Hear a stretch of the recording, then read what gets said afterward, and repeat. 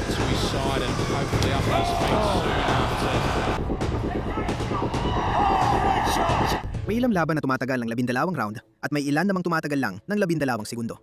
Правильно, наверное, никуда не торопится. А вот и право. Pero sa mga pinaka nakakatakot na knockout sa kasaysayan ng combat sports, isang suntok lang ang kailangan, hindi oras. Fantastique ce qu'il vient de faire, c'est vraiment, on le voit au ralenti là. Dumating si Michael Spinks na may record na 31-0. Dating kampiyon sa light heavyweight, walang talo, kumpiyansa. Sinabi niya sa mundo na may plano siyang talunin si Tyson. Pero nagkamali siya. Umabot lang ng 71 segundong laban, binigay lahat ni Tyson sa kanya. It's Tyson all the way here in round number 1. Vicious shots to the body. Nothing really heavy landing yet, but he's taking them. The uppercut. Body shot. Down go. Bumanggon si Spinks, pero binigyan siya ni Tyson ng isang matinding kanang suntok na tuluyang nagpatumba kay Spinks. Here comes Mike Spinks in. He leads to the right hand. Down he goes. I don't think you get up from this. Mike Spinks is laying flat on his back. The count is up to 5 and 6 and 7 and 8. He won't be able to do it. It's all over. Mike Tyson has won it. Minura ni Tyson ang walang talong record sa loob ng 91 segundo. Pero noong 1973, may isang lalaki na hindi lang nabura ng record, kundi pati aura ng isang alamat. Sunod-sunod na pabagsak. Si Joe Frazier ang walang talong kampeon sa mundo ng heavyweight. Natalo niya si Muhammad Ali at tinuturing na untouchable. 6 na beses pinabagsak ni George Foreman si Joe Frazier sa 2 rounds gamit ang 6 na matitinding suntok. A great chance. Stanley used that left hook. Oh, Foreman connected as you heard. And she does. This fight is proving out what some have expected. Is all over Joe Frazier. Frazier is down again. About to end. 2 knockdowns in the first round of Joe Frazier. Down, Frazier in the corner. Frazier's knees buckled. He is down. In the arena. A quick left from Joe. Another. Frazier is down. Sa ika-6 na bagsak tilalutang na si Frazier, sinagip ng referee ang natitira sa kanya. There he goes. 6 na beses pinabagsak ni Foreman ang alamat sa 2 rounds. Pero si David Tua, hindi niya kinailangan ng 6 na bagsak o 6 na segundo. Nagkamali si John Ruiz nang manatili siya sa harap ni David Tua nang sumobra ng 1 segundo. At yun lang ang kinailangan. Sa 19 na segundo ng unang round, tumama ang kanang hook ni Tua at agad bumagsak si Ruiz. Having a reach advantage here, we'll see how he uses it. Tua with a big left hook and Ruiz in trouble. Tua comes right at him, another big bomb and Ruiz is down. This could over... Kinailangan lang ituan ng 19 na segundo para tapusin si John Ruiz. Mas kaunti pa ang kinailangan ni Alan Green. Taong 2012 noon, at ang Canadian na si Adonis Stevenson, kilala bilang Superman, ay may iisang layunin. Patunayan na ang kanyang suntok ay kabilang sa pinakanakatatakot sa modernong boxing. Sa harap niya ay si Jesus Gonzalez, isang kumpiyansadong boksingero na may hangaring umangat sa dibisyon. Ngunit gabing iyon, ang lahat ay napagpasyahan sa isang iglap.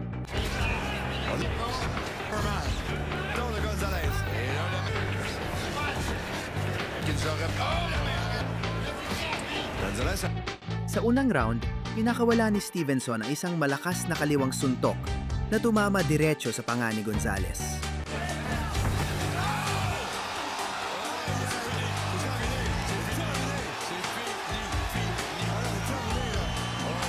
Napakabagsik ng suntok, kaya agad na bumagsak si Gonzalez sa sahig na walang malay.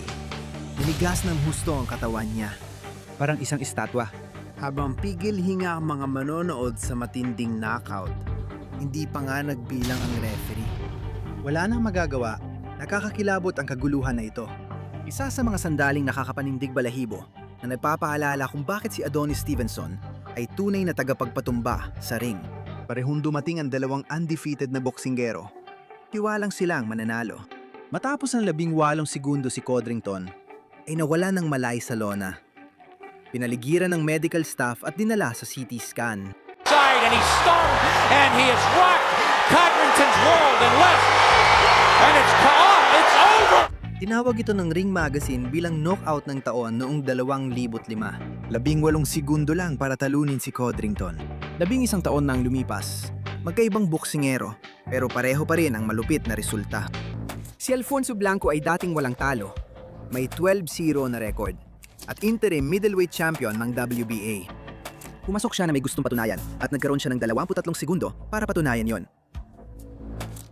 Tinama ni Indam ng malakas na kanang suntok sa panga. Agad natapos ang lahat bago makareact ang mga tao. Hassan Ndam, fantastique ce qu'il vient de faire, c'est vraiment, on le voit au ralenti là. Tinatawag nilang kaliwang kamay ng Diyos, ang kaliwang kamay ni Yamanaka. Sa 6 na rounds, inisip ni Rojas na kaya niyang tumagal. タイミングは分からなくなりますね。そうですか。このパンチです。こっちもですね。ああ、なるほどね。そうでなくてですね、まあ当たりだったら当たらないでも構わない。立ち上がり非常にいいと。ダルチニそうですね。状態ですね。もう少しちちょっと軽い感じだったんですが、すすぐ動きます。ロハス。ああ、ジャブ。相打ちだったかもしれません。もう一回続けたのは山中です。進んでいきました。うまく当たりません。 Sa 36 na segundo ng ikapitong round, inilatag ni Yamanaka ang bitag. Isang kombinasyon ng kanan at kaliwa para buksan ang depensa. At pagkatapos, ay ang kanyang signature left hook ang pumasok. Bumagsak si Rojas na lupaypay ang mga binti. Tuluyang nawalan ng lakas.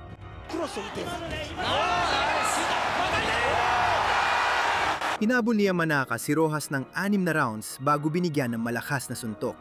Pero si Sefo, hindi man lang kinailangan ng buong round. Si Lebaner ay halimaw sa laban na ito. Isang kickboxing world champion na may 70 knockout sa karera. Pero si Sefo, kailangan lang ng tamang pagkakataon para patulugin si Lebaner sa counterpunch. Walang nakagawa niyan kay Jerome Lebaner noon. Pinakita ni Sefo na may kahinaan din ang mga halimaw. Malapit ng patunayan ni Hasim Rahman na may kahinaan din ang mga kampiyon.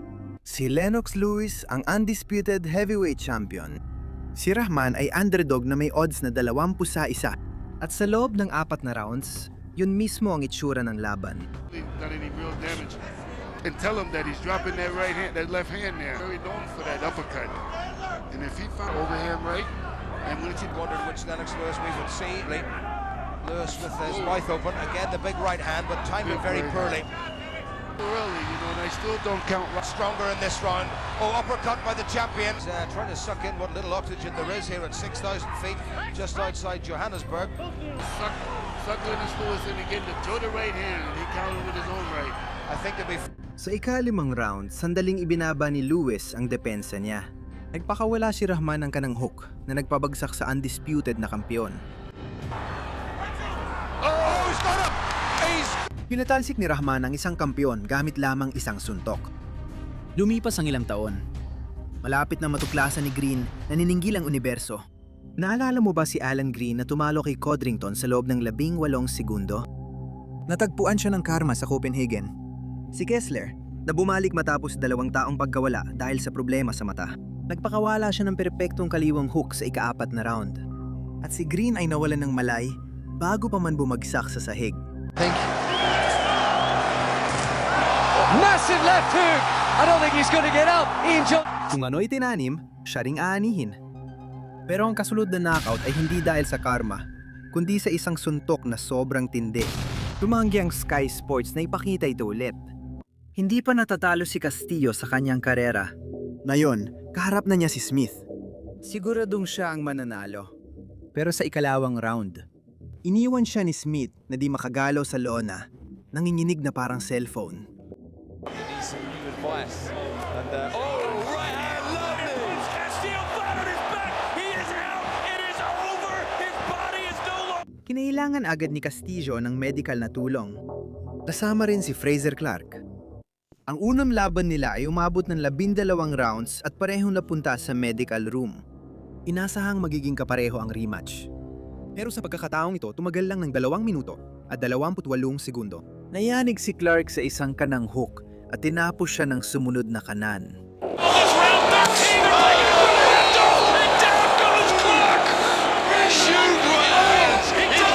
Si Clark ay nagtamo na hindi pangkaraniwang bali sa kanyang pisini, isang literal na lubog kung saan tumama ang kamao ni Wardley. 16 ng Enero, 2016, sa Barclays Center sa Brooklyn, ipinagtanggol ng kampiyon sa heavyweight na si Deontay Wilder ang kanyang titulo sa WBC laban sa Polish na si Artur Szpilka. Punong-puno ng enerhiya ang paligid. Nanggako ang Polish na tatalunin si Bronze Bomber. Sa halos buong laban, mukhang kaya niya talagang gawin yon. Ginamit ni Szpilka ang kanyang southpaw style para pahirapan ng kampeon. Mabilis pumasok labas, tumama ng kombinasyon at pina-frustrate si Wilder.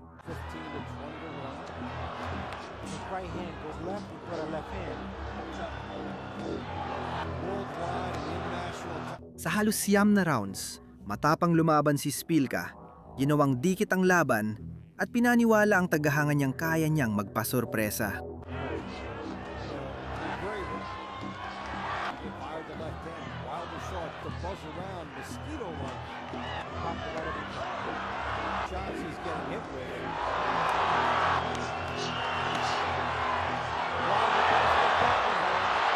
Pero isang suntok lang kailangan ni Wilder. At sa ika-9 na round, dumating ang suntok na yon. Pumasok si Szpilka na kumpiyansa, nagpakawala ng kaliwang hook. Pero ibinaba niya ang depensa niya. Pinakawala ni Wilder ang pabulito niyang sandata. Isang malakas na kanang suntok sa pangga. Nakakatakot ang tama ng suntok. Bumagsak ang katawan ni Szpilka na parang nabasag na estatwa, nanigas at natumbang patihaya. Agad siyang nawalan ng malay na walang anumang reaksyon. Tahimik na tahimik ang mga manonood. Agad tumakbo ang mga doktor sa ring. Kitang-kita sa mukha ni Wilder ang saya. Pero nang makita niyang di gumagalaw si Szpilka, ang tensyon ay bumalot sa arena kahit inilalabas si Szpilka sa stretcher. Hindi lang napili ang knockout na yon bilang isa sa mga KO ng taon. Naalala rin ito bilang isa sa mga pinaka-nakakagulat at nakakatakot sa kamakailang kasaysayan ng mga heavyweight. Dahil pag tumama ng kanan si Wilder, hindi lang ito suntok, kundi isang hatol. 4 na rounds nang ipinapakita ni White ang pinakamahusay niyang laban, mukhang tapos na si Povetkin. Konti na lang ang kailangan ni White para makuha ang world title. Right hand just whipping over the top of it. Enters into punching range. In the last couple of years, he isn't quite the same fighter that fought Anthony Joshua. The bait, Dillian White, I think they want him to be patient. Good left into those left to the bodies. Dillian White. The gaps in between his work have grown as he's got The bodies from run that gas tank down before he starts to go to work. He said to us the best condition he's been. In my opinion, no need to be reckless. Oh, left uppercut, fantastic! Pagkatapos, isang kaliwang uppercut ang biglang lumabas sa ika-5 round at binura ang lahat ng pinaghirapan ni White sa isang iglap. Iniwan siyang tuluyang knockout. Isang suntok lang ang sumira sa pangarap ni White na makuha ang world title. Kinailangan pa ni Chisora ng 7 rounds ng body shots bago naging maawain ang pagtatapos. Iba ito. 7 rounds na ginamitan ni Chisora ng suntok sa katawan at presyon si Takam na tinanggap naman lahat. Chisora starting to look for the counter there before that flurry attack from Takam. As he finds a good right hand there. Maybe. Or maybe if it's good. And he's hitting Takam some good body shots. But to maintain the pace, if you're on your back foot, he's always got that punch. He like that shot into Dyer. He is. He's really stepping on the gas now, picking his punches. He's really looking for the stoppage now. Oh, uppercut as well. And Chisora really needs to start doing something, firing back. He really does. Or he needs to close that gap and hold on because... Sa ika-8 round, nagbunga ang mga suntok sa katawan at tinapos siya ng huling kombinasyon. Bumagsak si Takam at hindi na nakatayo. Pira-pirasong winasak ni Chisora si Takam. Itinuturing si Petrosyan na isa sa pinaka-perpektong at technical na kickboxer na buhay. Wala pang nakapag-knockout sa kanya. Nagpatama si Risti ng perpektong kanang suntok na hindi nakita ng henyo na siya nagtapos kay Petrosyan. Yeah, locked into that right hand, but Risti drops Petrosyan with the left! Pinakita ni Risti na kahit perpekto, may kahinaan pa rin. Nawala ang malay ni Santos sa isang galaw na parang mula sa video game. Malapit na matapos sa ika-8 round. Umarangkada si Santos at matiyagang naghintay si MVP. Isang flying knee sa muka at bumagsak si Santos na namimilipit sa sakit. Lose off the liver shot. It can come back. Beautiful. Runs into the... Ang flying knee ni MVP ay napaka-brutal. Mas malakas ang kaliwang suntok ni San dahil nakita man ni Joyce na paparating, hindi pa rin niya napigilan. Pumasok si Balogun ng may kumpiyansa. Nagpakawala si Gaseb ng suntok na nagpabagsak sa kanya sa lona sa ikalawang round. Правильно, наверное, никуда не торопится. А вот и право сбоку. Tinapos ni Gassiev ang laban sa ikalawang round. Akala ni Thompson ay tatagal pa siya. Pero pinatunayan ng ikatlong round na mali siya. Noong ika-20 ng Nobyembre, 2010, sa Atlantic City, ang Argentinong si Sergio Maravilla Martinez ay humarap kay Paul Williams sa isang inaabangang rematch. Ang unang beses na nakita sila ay noong 2009. Ang laban ay naging madugo at dikit na digmaan. Nagwagi si Williams sa majority decision. Kaya ang ikalawang laban ay tiyak na magiging epic na labanan. Mula pa sa simula, lumabas si Williams na agresibo. Nagpakawala ng kanyang kilalang walang humpay na mga suntok. Both men were down in round 1 by Martinez.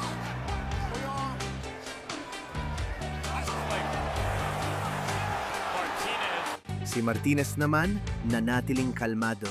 Mababang gordya niya ay nagpapakita ng kumpiyansa at panganib. Naghihintay ng tamang oras para gumanti.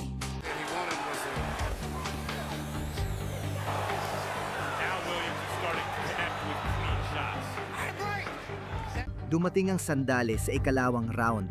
Nagpakawala si Williams ng pabayang jab na nagbukas ng puwang sa depensa niya. Nakita yon ni Maravilla. Umikot siya at pinakawala ng perpektong kaliwang hook. Eksaktong tama ang timing.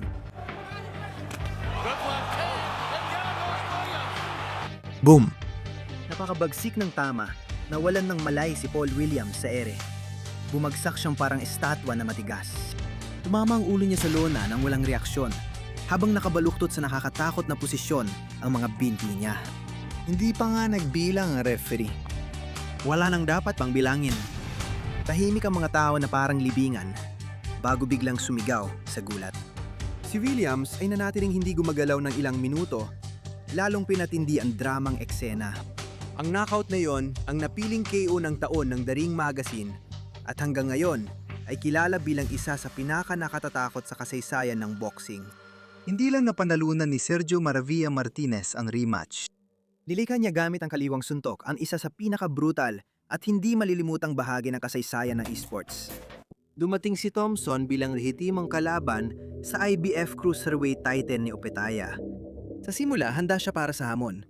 Pero habang tumatagal ang laban, nagsimulang lumabas ang kanyang mga kahinaan. Breeders' house easily slides into that knife. Thompson under pressure. He's got to fire back, but he's going to get... Thompson now going on the front. Are having an effect. They're getting a reaction out of Jordan. Listen to the noises.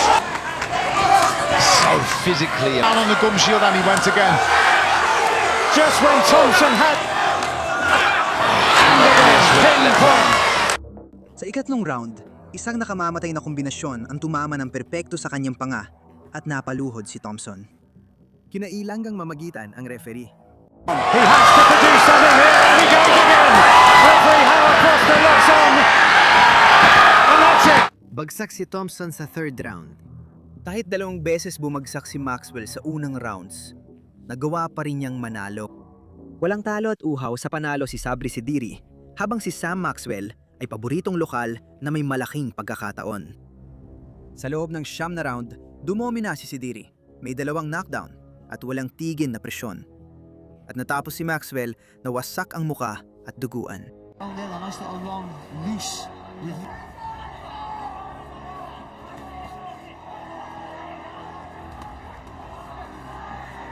good work again from Sidiri. Switched it and say a very flawed performance. Good right out there by Sidiri. Oh, good shot there. Good shot. Kampante si Sidiri ilang segundo bago matapos ang laban. Ilang segundo na lang bago matapos ang ika-10 round. Nagpakawala si Maxwell ang desperadong kanang suntok. Pinama niya ng diretso sa pangga si Sidiri at bumagsak ng walang malay sa lona ang walang talong Frances.